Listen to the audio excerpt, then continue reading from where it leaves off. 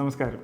ഈ വീഡിയോയിൽ നമ്മൾ സംസാരിക്കുന്നത് വളരെ പ്രാധാന്യമുള്ള ഒരു വിഷയമായ ന്യൂറോ റീഹാബിലിറ്റേഷനെ കുറിച്ചാണ്. എൻ്റെ പേര് doctor Sreenath P R, consultant neuro surgeon, K M Cherian institute of medical sciences, Chengannur. Neuro rehabilitation എന്ന് പറയുന്നത് ഏതൊക്കെ കണ്ടീഷൻസിനാണ് നമുക്ക് ഉപയോഗിക്കേണ്ടി വരുന്നത്? തലച്ചോറിൻ്റെ അല്ലെങ്കിൽ സ്പൈനൽ കോഡിനുണ്ടാകുന്ന ഇഞ്ചുറീസ്, അല്ലെന്നുണ്ടെങ്കിൽ ഏതെങ്കിലും രീതിയിലുള്ള ട്യൂമറിൻ്റെ സർജറീസ്, എന്ത് തരം രോഗങ്ങളാണെങ്കിലും തലച്ചോറിനെയോ സ്പൈനൽ കോഡിനെയോ ബാധിക്കുന്ന ഏത് തരം രോഗത്തിനും അതിൻ്റെ ഭവിഷ്യത്തെന്ന് പറയുന്നത് ഡെഫിസിറ്റ്സ് എന്ന് നമ്മൾ പറയുന്നത് എപ്പോഴും, അതായത് തലച്ചോറിലോ സ്പൈനിലോ ഉണ്ടാകുന്ന പ്രോബ്ലം കാരണം പേഷ്യൻസിന് വരുന്ന ലോസ് ഓഫ് ഫങ്ഷനാലിറ്റി, അതായത് അവർക്ക് ചെയ്യാൻ പറ്റിയിരുന്ന കാര്യങ്ങൾ പലതും ഇപ്പോൾ ചെയ്യാൻ പറ്റാതെ വരുന്നൊരു സിറ്റുവേഷനെ അതിൽ നിന്ന് അവരെ തിരിച്ച് പഴയ ലൈഫിലേക്ക് കൊണ്ടുവരാനുള്ള എഫേർട്സാണ് ന്യൂറോ റീഹാബിലിറ്റേഷൻ എന്ന് പറയുന്നത്. ഈ ന്യൂറോ റീഹാബിലിറ്റേഷൻ എന്ന ട്രീറ്റ്മെൻറ്റിൻ്റെ സ്റ്റാർട്ടിംഗ് പോയിന്റ് എന്ന് പറയുന്നത് രോഗം വരുന്ന സമയം തൊട്ടാണ്. അതായത് ഒരു പേഷ്യൻറ്റിന് ഇപ്പോൾ സ്ട്രോക്ക് വരുന്നു, അല്ലെങ്കിൽ അവർക്കൊരു ബ്രെയിനിലൊരു ട്യൂമറിൻ്റെ കണ്ടീഷൻ നമ്മൾ ഐഡൻറ്റിഫൈ ചെയ്യുന്നു, ഏതെങ്കിലും രീതിയിലുള്ള ബ്ലീഡിങ്, രക്തസ്രാവം ഉണ്ടാകുന്ന പേഷ്യൻസ് ആയിക്കോട്ടെ, ഇങ്ങനെയുള്ള പേഷ്യൻസിന് ആ ഒരു പോയിന്റ് തൊട്ട് മുന്നോട്ടുള്ള ചികിത്സ ഒരു ഡോക്ടർ എന്നുള്ള നിലയിൽ നോക്കുമ്പോൾ എപ്പോഴും സർജറിയോ അല്ലെങ്കിൽ മെഡിക്കൽ ട്രീറ്റ്മെൻറ്റോ കൊണ്ട് നമുക്ക് ഒരിക്കലും നിർത്താൻ പറ്റുന്നില്ല. അതെപ്പോഴും ഒരു സ്റ്റാർട്ടിംഗ് പോയിന്റ് മാത്രമാണ്. അതായത് ചികിത്സയുടെ ഫസ്റ്റ് സ്റ്റെപ്പ് മാത്രമാണ് treatment, surgical or medical management that is given by the doctors. ബാക്കി അതിനുശേഷം ഒരുപാട് സ്റ്റെപ്പുകളുണ്ട്.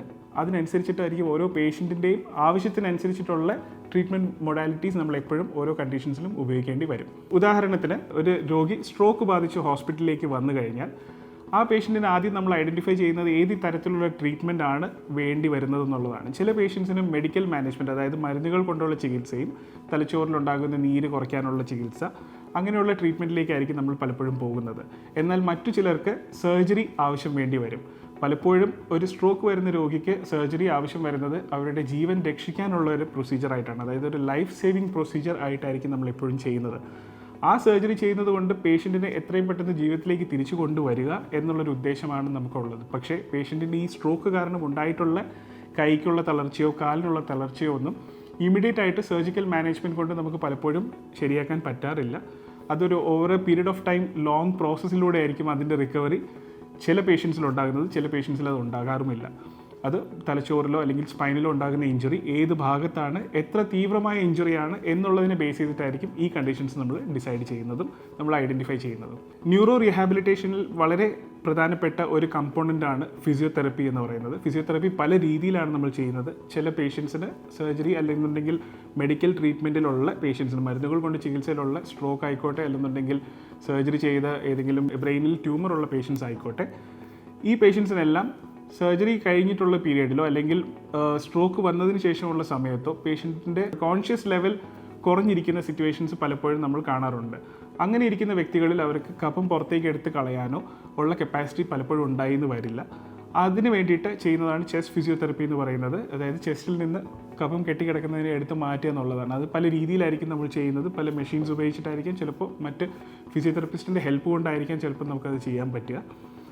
രണ്ടാമത്തെ കമ്പോണൻറ്റ് ഫിസിയോതെറപ്പിയിൽ എന്താണെന്ന് വെച്ച് കഴിഞ്ഞാൽ അത് ലിംബ് ഫിസിയോതെറപ്പിയാണ്. ലിംബ് ഫിസിയോതെറപ്പി എന്ന് പറയുന്നത് ബേസിക്കലി കൈയുടെയും കാലിൻ്റെയും ചലനം തിരിച്ച് പഴയ പോലെ കൊണ്ടുവരാൻ ശ്രമിക്കുക എന്നുള്ളതാണ്.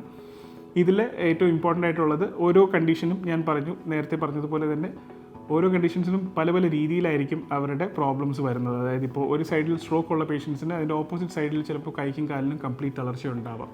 അപ്പോൾ ആ കൈയുടെയും കാലിനെയും തിരിച്ച് പഴയ രീതിയിലേക്ക് കൊണ്ടുവരാനുള്ള പല അറ്റംപ്റ്റ്സിൽ ഒരു മെയിൻ പാർട്ടാണ് ഈ ലിംബ് ഫിസിയോതെറപ്പി എന്ന് പറയുന്നത്. എല്ലാ രോഗികൾക്കും ഒരേ രീതിയിലുള്ള ഇമ്പ്രൂവ്മെൻറ്റ് ഉണ്ടാകണമെന്നുമില്ല.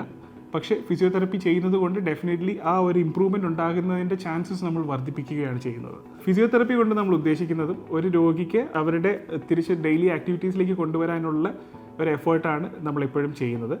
അതിലേറ്റവും ഇമ്പോർട്ടൻ്റ് ആയിട്ടുള്ള അവരുടെ മസിലുകളുടെ ശക്തി കൂട്ടുക, അവരെ പതിയെ കട്ടിലിൽ നിന്ന് എഴുന്നേൽപ്പിച്ച് കസേരയിലേക്ക് ഇരുത്തുക, അല്ലെന്നുണ്ടെങ്കിൽ പതിയെ അവരുടെ കാലിൽ നിൽക്കാനുള്ള ഒരു ശക്തി, അല്ലെങ്കിൽ ഒരാളുടെ സഹായത്തോടു കൂടിയോ അല്ലെങ്കിൽ സഹായമില്ലാതെയോ ഒരു രോഗിക്ക് നടക്കാൻ പറ്റുന്ന ഒരു സിറ്റുവേഷനിലേക്ക് എത്താനാണ് അതായിരിക്കും നമ്മുടെ എപ്പോഴും ഒരു ഒബ്ജക്റ്റീവ് അല്ലെങ്കിൽ ടാർഗറ്റ് എന്ന് പറയുന്നത്. രണ്ടാമതുള്ളത് ഒക്യുപേഷണൽ തെറപ്പി, അതായത് ഒരു പേഷ്യൻറ്റിന് അവരുടെ നിത്യജീവിത ക്രിയകളിലേക്ക് അവരെ തിരിച്ചു എത്തിക്കാനും സഹായിക്കുന്ന രീതിയിലുള്ള റീഹാബിലിറ്റേഷനാണ് ഒക്യുപേഷണൽ തെറപ്പി എന്ന് പറയുന്നത്. അതിപ്പോൾ പല രീതിയിലായിരിക്കാം. മറ്റൊരാളുടെ സഹായം കൂടാതെ തന്നെത്താനെ ഡ്രസ്സ് ചെയ്യാൻ പറ്റുന്ന ഒരു സിറ്റുവേഷൻ, ആഹാരം തന്നെത്താനെ എടുത്ത് കഴിക്കാൻ പറ്റുന്ന ഒരു കണ്ടീഷൻ എന്നുള്ള കാര്യങ്ങളിലേക്ക് അവർ തിരിച്ചു കൊണ്ടുവരാനായിട്ടായിരിക്കും ഒക്യുപേഷണൽ തെറപ്പി എപ്പോഴും ഹെൽപ്പ് ചെയ്യുന്നത്. അടുത്തതായി സ്പീച്ച് ആൻഡ് ലാംഗ്വേജ് തെറപ്പി. കുറേ പേഷ്യൻസിന് നമ്മൾ എപ്പോഴും കാണാറുണ്ട്, സ്ട്രോക്കോ അല്ലെന്നുണ്ടെങ്കിൽ ഏതെങ്കിലും രീതിയിലുള്ള ബ്രെയിനിൻ്റെ സർജറീസ് കഴിയുന്ന പേഷ്യൻസിന് പലപ്പോഴും സംസാരിക്കാനുള്ള ബുദ്ധിമുട്ട്, ഓരോ ഏരിയയിലുണ്ടാവുന്ന ട്യൂമറോ അല്ലെങ്കിൽ ബ്ലീഡ് കാരണം പേഷ്യൻസിന് ചിലപ്പോൾ സംസാരശേഷി കംപ്ലീറ്റ് ആയിട്ട് നഷ്ടപ്പെടാം, അല്ലെങ്കിൽ ചെറിയ രീതിയിൽ ഉണ്ടാവാം, കംപ്ലീറ്റ് ആയിട്ടൊരു നോർമൽ മുമ്പ് സംസാരിച്ചുകൊണ്ടിരുന്ന രീതിയിലേക്ക് എത്താത്ത ഒരു സിറ്റുവേഷൻ ഉണ്ടാവാം. ഇങ്ങനെയുള്ള വ്യക്തികൾക്ക് സ്പീച്ച് തെറപ്പി വളരെ ഇമ്പോർട്ടൻ്റ് ആണ്. സ്പീച്ച് ആൻഡ് സ്വാലോയിങ് തെറപ്പിസ്റ്റിൻ്റെ ഹെൽപ്പോടുകൂടി ആയിരിക്കും നമ്മൾ ഈ സർവീസസ് പ്രൊവൈഡ് ചെയ്യുന്നത്. ഇതിനാൽ പേഷ്യൻസിന് പതിയെ അവരുടെ രീതിയിൽ തന്നെ സംസാരിച്ച് തുടങ്ങാനും അവർക്ക് മറ്റുള്ളവരുമായിട്ട്, അവരുടെ കുടുംബാംഗങ്ങളുമായിട്ടും ഫ്രണ്ട്സുമായിട്ടും കമ്മ്യൂണിക്കേറ്റ് ചെയ്യാനുള്ള ഒരു അറ്റംപ്റ്റ് കൂടിയാണ് ഈ സ്പീച്ച് തെറപ്പി കൊണ്ട് നമ്മൾ ഉദ്ദേശിക്കുന്നത്. അടുത്തതായി കോഗ്നിറ്റീവ് റീഹാബിലിറ്റേഷൻ എന്ന് പറയുന്നത് തലച്ചോറിൽ ഉണ്ടാകുന്ന ഇഞ്ചുറീസോ അല്ലെന്നുണ്ടെങ്കിൽ ഓപ്പറേഷൻ കഴിയുന്ന പേഷ്യൻസിൽ പല ആൾക്കാർക്കും ഓർമ്മക്കുറവ് അല്ലെന്നുണ്ടെങ്കിൽ ഒരു കാര്യത്തിനെ കുറിച്ചുള്ള ഡിസ്കഷൻ്റെ ഇടയിൽ തീരുമാനം എടുക്കാൻ പറ്റായ്മ, അല്ലെങ്കിൽ അവരുടെ കംപ്ലീറ്റ് ആയിട്ട് ഒരു ഇൻവോൾവ്മെൻറ്റ് വരാതിരിക്കുന്ന ഒരു സിറ്റുവേഷൻസ് പലപ്പോഴും കാണാറുണ്ട്. ഇതിനെ ഹെൽപ്പ് ചെയ്യാനാണ് കോഗ്നിറ്റീവ് റീഹാബിലിറ്റേഷൻ തെറപ്പീസ് നമ്മൾ പ്രൊവൈഡ് ചെയ്യുന്നത്. ബേസിക്കലി ഒരു പേഷ്യൻ്റ് അവരുടേതായിട്ടുള്ള രീതിയിൽ, അല്ലെങ്കിൽ ഒരു രോഗിക്ക് അവരുടേതായിട്ടുള്ള രീതിയിൽ തിരിച്ച് ജീവിതശൈലിയിലേക്ക് എത്രത്തോളം മാക്സിമം കൊണ്ടുവരാൻ പറ്റുമോ അതിന് വേണ്ടിയിട്ടുള്ള ശ്രമമാണ് ഈ തെറപ്പി കൊണ്ട് നമ്മൾ ഉദ്ദേശിക്കുന്നത്. അടുത്തതായി സൈക്കോളജിക്കൽ സപ്പോർട്ട്. തലച്ചോറിൻ്റെയോ അല്ലെങ്കിൽ സ്പൈനൽ കോഡിൻ്റെയോ ഇഞ്ചുറീസോ അല്ലെങ്കിൽ രോഗത്തിൽ കൂടെ കടന്നു പോകുന്ന രോഗിക്കും അവരുടെ കുടുംബാംഗങ്ങൾക്കും അവർ കടന്നു പോകുന്ന വലിയൊരു പ്രോബ്ലമാണ് ഡിപ്രഷൻ, ആങ്സൈറ്റി ആൻഡ് സ്ട്രെസ്. ഈ സിറ്റുവേഷൻസിൽ രോഗിക്കും രോഗിയുടെ കുടുംബാംഗങ്ങൾക്കും സൈക്കോളജിക്കലായിട്ടുള്ള സപ്പോർട്ട് പലപ്പോഴും ആവശ്യം വേണ്ടി വരാറുള്ളതാണ്. അത് പ്രൊവൈഡ് ചെയ്യേണ്ടത് അവരുടെ ട്രീറ്റ്മെൻറ്റിനും റിക്കവറിക്കും ഹെൽപ്ഫുൾ ആയിരിക്കും. ഈ റീഹാബിലിറ്റേഷൻ്റെ വളരെ പ്രധാനപ്പെട്ട ഒരു ഭാഗമാണ് nutrition and life style modifications. അതായത് ഒരു രോഗിക്ക് വേണ്ടി വരുന്ന ഹെൽത്തി ആയിട്ടുള്ള ഡയറ്ററി സപ്ലിമെൻറ്റേഷൻസും ലൈഫ് സ്റ്റൈൽ മോഡിഫിക്കേഷൻസും തിരിച്ചവരെ ലൈഫിലേക്ക് കൊണ്ടുവരാൻ സഹായിക്കുന്നു. Patient and family education. ഒരു രോഗിക്കോ അല്ലെങ്കിൽ അവരുടെ കുടുംബാംഗങ്ങൾക്കോ ചികിത്സ മാത്രമല്ല ഇമ്പോർട്ടൻ്റ്, അവർക്ക് അതിനെക്കുറിച്ചിട്ടുള്ള ഒരു പ്രോപ്പറായിട്ടുള്ള ഒരു ഐഡിയയും കൂടെ വേണം. അതായത് എന്തായിരുന്നു പറ്റിയിരുന്നത്, മുന്നോട്ടിനി എങ്ങനെയാണ് എന്നുള്ള കാര്യത്തിനെക്കുറിച്ചിട്ടും നല്ല രീതിയിലുള്ളൊരു ബോധവൽക്കരണം ഒരു ഡോക്ടർ അല്ലെന്നുണ്ടെങ്കിൽ ഒരു ഹോസ്പിറ്റൽ സെറ്റപ്പിൽ നിന്ന് നമ്മളെപ്പോഴും പ്രൊവൈഡ് ചെയ്യേണ്ടതാണ്.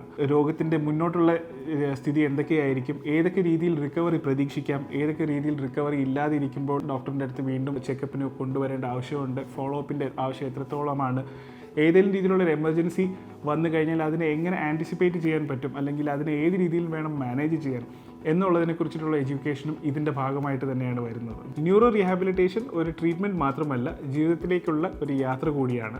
അധിക കാലതാമസമില്ലാതെ ന്യൂറോ റീഹാബിലിറ്റേഷൻ സ്റ്റാർട്ട് ചെയ്യുന്നതാണ് രോഗിയുടെ റിക്കവറിക്ക് എപ്പോഴും നല്ലത്.